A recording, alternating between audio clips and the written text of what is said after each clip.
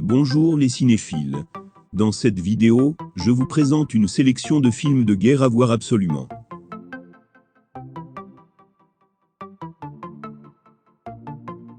Tu ne tueras point est un film de guerre australo-américain réalisé par Mel Gibson et sorti en 2016.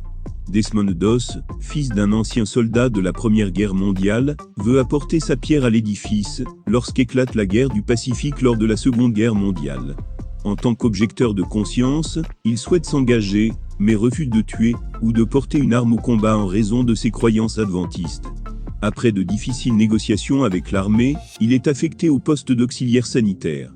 L'unité de Doss est affectée à la 77e division d'infanterie et envoyée sur le théâtre de la guerre du Pacifique pour participer à la bataille d'Okinawa, qui se déroule sur la colline de Hacksaw Ridge, qui peut se traduire par l'arrêt de la scie à métaux. Nommé dans 6 catégories aux Oscars 2017, dont meilleur film, meilleur réalisateur et meilleur acteur, le film remporte 2 récompenses, meilleur mixage de son et celui du meilleur montage. S'il ne s'agissait pas d'une histoire vraie qui célèbre un héros hors du commun, le film aurait pu être accusé d'un étalage gratuit de carnage implacable et de triomphalisme militaire.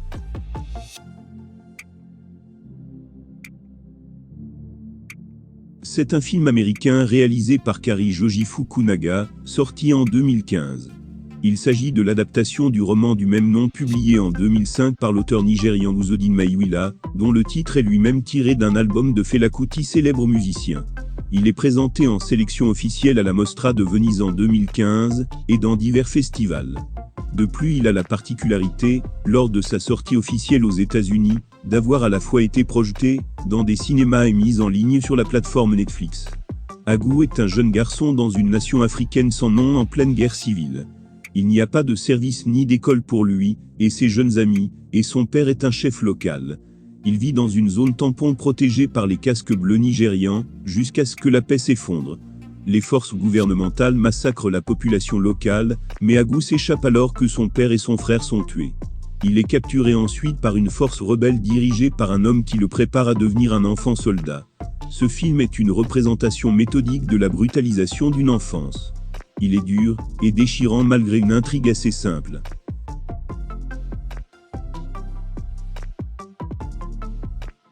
Les heures sombres, ou l'heure la plus sombre au Québec, est un drame historique britannico-américain sorti en 2017. Le film se déroule entre le 9 mai 1940, la veille de l'offensive allemande en Europe de l'Ouest, et début juin 1940. Il se focalise sur le Premier ministre britannique Winston Churchill, incarné par Gary Oldman, ainsi que son entourage, en partie par l'œil de sa nouvelle secrétaire privée, chargée de taper télégrammes et courriers. Le film montre la période entre l'arrivée au pouvoir de Winston et son succès face aux politiciens partisans de négociations de paix avec l'Allemagne nazie, notamment dans son propre parti conservateur. Y figurent 2 de ses plus célèbres discours, celui du 13 mai 1940, du sang, du labeur, des larmes et de la sueur, et celui du 4 juin 1940, nous nous battrons sur les plages. Les choix de Churchill vis-à-vis de la bataille de Dunkerque ou de ses alliés sont également présentés, tout comme ses rapports parfois difficiles avec le roi George VI et l'union politique qu'il obtient à la Chambre, lui permettant d'avoir le soutien politique nécessaire pour diriger le pays. Le film est un succès au box-office et a reçu des critiques positives, en particulier en ce qui concerne la transformation physique et le jeu d'acteur de Gary Oldman, que beaucoup considèrent comme l'une des meilleures performances de sa carrière. Ce rôle lui permet ainsi d'obtenir plusieurs récompenses, dont l'Oscar du meilleur acteur en 2018.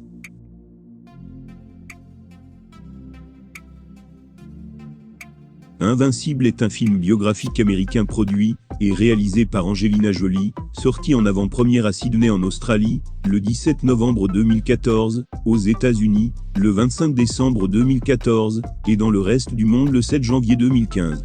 En 1943, durant la Seconde Guerre mondiale, un avion s'écrase en mer. 8 membres de l'équipage meurent et seulement 3, dont l'athlète olympique américain Louis Zamperini, survivent durant 47 jours sur un canot de sauvetage. Ils sont ensuite capturés par la marine impériale japonaise et envoyés dans un camp de prisonniers de guerre, Almori, où ils sont soumis à des travaux forcés. Le film est une histoire vraie déchirante et inspirante, racontée et réalisée avec un réalisme sans pareil. Il y a une vraie intensité dans les scènes de combat, dans les scènes de survie sur le radeau, et dans le camp de prisonniers, avec ses tortures et ses épreuves. Et pour terminer, tout cela est équilibré par la détermination et l'espoir qu'ont chacun des personnages.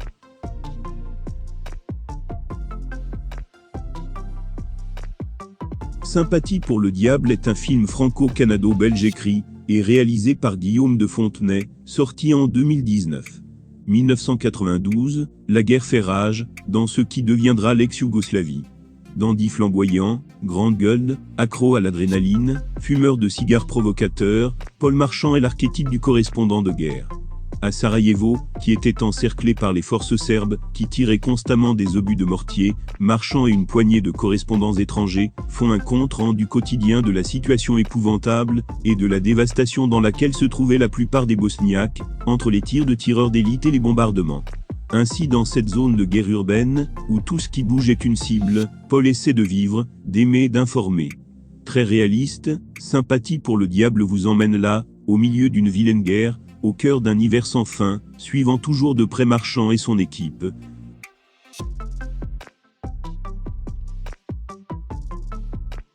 Ce film est une autre production exemplaire du cinéma sud-coréen, avec le genre de réalisation parfaite, dont les réalisateurs rivaux hollywoodiens ne peuvent que rêver.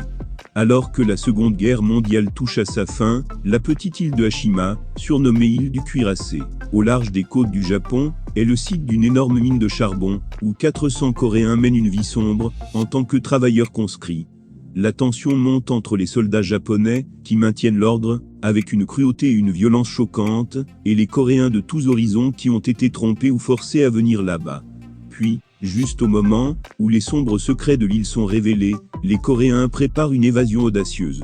C'est un film épique, avec des valeurs de production fines tout au long et un script intelligent, qui tisse ensemble diverses sous-intrigues et personnages dans un mélange satisfaisant.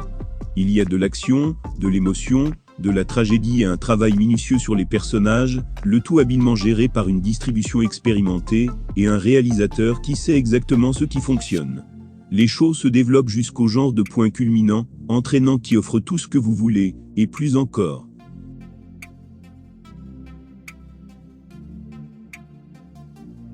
« 1971. Au lieu d'être envoyé en Allemagne après avoir terminé l'entraînement de base, comme il s'y attendait, le soldat Gary Hook et le reste de son régiment de l'armée britannique sont déployés à Belfast, en Irlande du Nord. En effet, des tensions montent entre les loyalistes protestants et les républicains catholiques, ces derniers militarisés sous l'armée républicaine irlandaise. La tâche du régiment est en grande partie de maintenir la paix dans le conflit, tandis que la police locale fait son travail. Alors que le régiment fait face à une situation à Belfast, qui a le potentiel de dégénérer en une véritable émeute. Hook, en raison d'un incident spécifique dans la situation, est séparé du reste du régiment. Traqué par les hommes de l'IRA, il doit se cacher et faire face, pour rester en vie, et regagner sa base. Ce film est la preuve vivante qu'on peut faire du cinéma passionnant au Royaume-Uni tout en laissant une certaine place au commentaire social, dans le contexte d'une grande histoire. C'est un film de guerre vraiment granuleux, triste, et réaliste donnant un aperçu des horreurs du conflit anglo-irlandais, et de la lutte interne irlandaise.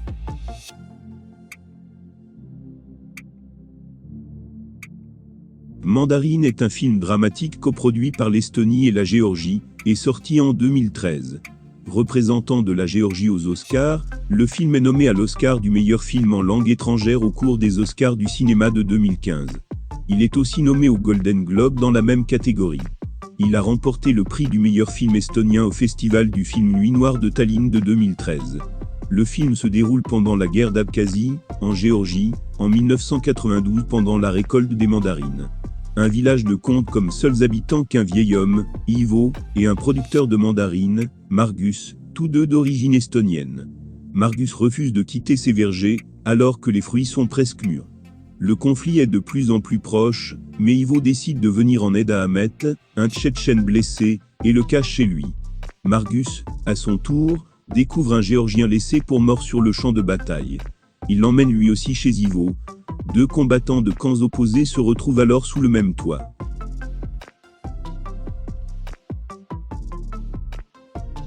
Allié est un film américain, sorti en 2016, qui met en scène dans les rôles principaux Brad Pitt et Marion Cotillard.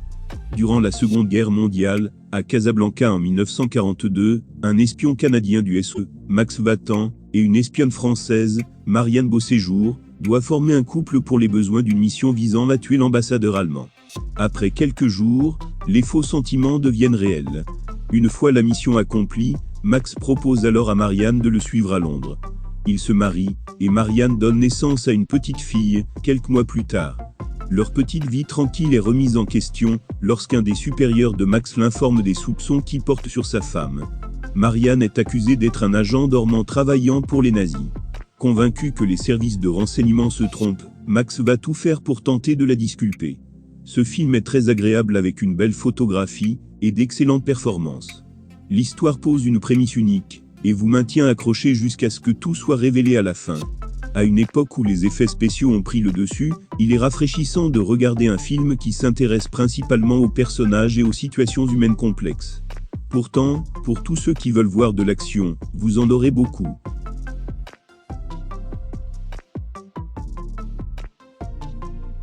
Anthropoïde est un film de guerre historique britannico-franco-tchèque réalisé par Cinélis, sorti en 2016.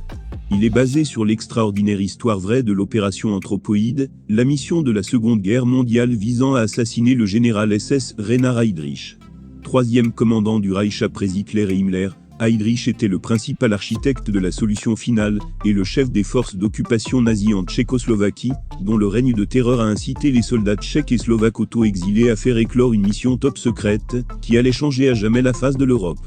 Ce film est un témoignage d'un échec collectif de l'humanité dans le monde moderne, surtout compte tenu du volume des massacres et de la portée de l'Allemagne nazie. En même temps, c'est aussi une démonstration phénoménale d'espoir et de courage extraordinaire à travers les actions de certains individus tout en regardant fixement une torture impitoyable imminente et une mort certaine. Nous voici à la fin de cette vidéo. On se dit à la prochaine pour une nouvelle vidéo de suggestions de films et séries.